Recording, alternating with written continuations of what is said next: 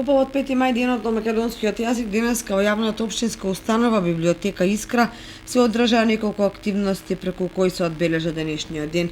Професорката во пензија Славица Цветкова имаше свое излагање на кое зборуваше за развојот и кодификацијата на македонскиот литературен јазик. Денес во просториите на нашата библиотека го одбележуваме 5 мај, денот на македонскиот јазик. Денот на македонскиот јазик е прогласен по повод решението од Президиумот на АСНОМ од 5 мај 1945 година, кога е озаконета македонската азбука. Исто така, озаконувањето на македонската азбука е тесно поврзано со кодификацијата на македонскиот литературен јазик, која што се состои од 3 фази. Едната веќе ја спомнавме, првата е од првото заседание на Президиумот на АСНОМ од 2 август 1944 година, кога е прогласен македонскиот јазик за официјален јазик на територијата на Македонија.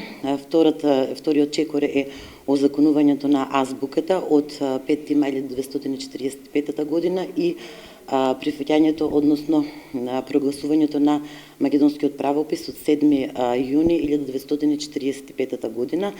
Денес во библиотеката го чествуваме овој значаен ден за нас со пригодна програма, на која што ќе учествуваат гости соработници Славица Цветкова, професор по македонски јазик и литература, и ученици од средното основно училиште Лјупчо Сантов од Кочани. Исто така, во холот на библиотеката е поставена изложба од информативен материјал на кој што се представени документи и записи од сите чекори на кодификацијата на македонскиот литературен јазик, потоа се информативен материјал е поставен за сите први печатени дела и списанија од кодификацијата, односно после 45-та година, исто така се поставени и материјали информативни за првиот кодификатор, односно главниот кодификатор на македонскиот литературен јазик Блаже Коневски и за првиот стандардизатор на македонскиот јазик Крсте Петков Мисерков.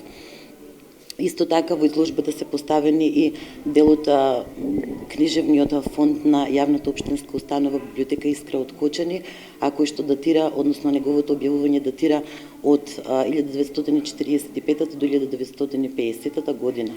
Покрај Славица Цветкова, првите акти поврзани со кодификацијата, дел од првите списанија, како и книжевни дела, ги презентираа учениците од средното општинско училиште Лјупчо Сантов.